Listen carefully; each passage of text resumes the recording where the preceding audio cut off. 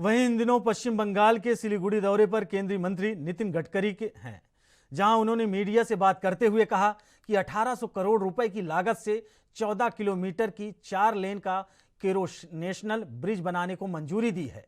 दूसरी तीस्ता नदी से 1100 करोड़ रुपए की लागत से 6.4 किलोमीटर की 4 लेन ब्रिज के निर्माण की भी मंजूरी दी गई है। इस दौरान उन्होंने कई अहम मुद्दों को लेकर जानकारी साझा की है और क्या कुछ कहा है, सुनिए। और उत्तर प्रदेश के गोरखपुर से आगे फिर वो दिल्ली के लिए कनेक्टिविटी है, पंजाब के लिए, हरियाणा के लिए है। तो जो थ्रू ट्रैफिक है इसके कारण लॉजिस्टिक कॉस्ट कम होगी। अभी जैसे ये जो इस प्रकार से हो रहा है, इसे उत्तर प्रदेश में 40,000 पीसू इसके ऊपर ट्रैफिक है, एक्सीडेंट्स होते हैं, काफ़ी बड़े प्रमाण पर ट्रैफिक जाम होता है। बंगाल में भी यही स्थिति है, बिहार में भी यही स्थिति है और उससे काफ़ी तकलीफें होती है। तो ये पूरा हम 2023 में इसको अवार्ड कर देंगे, अलाइनमेंट पक्की हुई है और बंगाल के मुख्यमंत्री जी को भी मैंने आज ही अधिकारियों को सूचना दी है कि कुछ कलकत्ता को जोड़ने के लिए उनके भी सुझाव है, तो उसके साथ उनको भी प्रेजेंटेशन करेंगे और उनकी सबकी सलाह से अब इस काम को शुरू करेंगे। एक वाराणसी से हावड़ा ये ग्रीनफील्ड एक्सप्रेस वे है, ये भी बहुत इंपॉर्टेंट है। ये 30,000 करोड़ की लागत से 620 किलोमीटर 6 लेन का greenfield access control expressway है।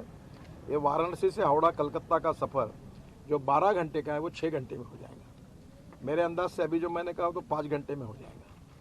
और इसमें यह कॉरिडोर उत्तर प्रदेश के चंदौली से शुरू होकर बिहार, झारखंड और पश्चिम बंगाल के पुरुलिया, बांकुरा, पश्चिम मिदनापुर, हुगली होकर हावड़ा तक जाएगा और पश्चिम मिदनापुर जिले से रामजीवनपुर, खड़गपुर, मोरेग्राम एक्सप्रेसवे से क्रॉस। एक हमने कहा है कि भाई 90% लैंड एक्वायर्ड किए बिना काम अवार्ड नहीं करना, तो नेचुरली अब इसमें बंगाल की सरकार, MP, MLA सबके सहयोग से लैंड एक्विजिशन फास्ट होगा तो होगा। ये चौथा एक्सप्रेस हाईवे ये बहुत इंपॉर्टेंट है, ये भी कलकत्ता का, हल्दिया का कंजेशन कम करेगा।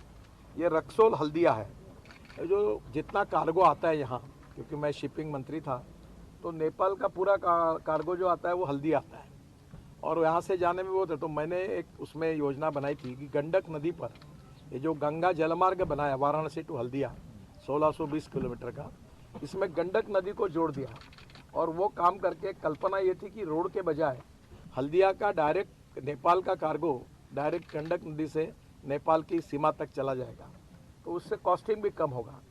अगर ट्रक से जाते हैं तो 10 रुपये अगर आता है खर्चा और रोड से जाते हैं तो, रेलवे से 6 रुपये और पानी से जाते तो 1 रुपये आता है। तो हमारी लॉजिस्टिक कॉस्ट कम होगी तो निश्चित रूप से एक्टिविटी और बढ़ेगी, एक्सपोर्ट इंपोर्ट बढ़ेगा। तो ये रक्सौल हल्दिया, हम एक रोड का भी हमने उस समय योजना की थी। ये नेपाल सीमा में रक्सौल से हल्दिया तक, पश्चिम बंगाल तक 35,000 करोड़ की लागत से 700 किलोमीटर का ग्रीनफील्ड एक्सप्रेसवे है।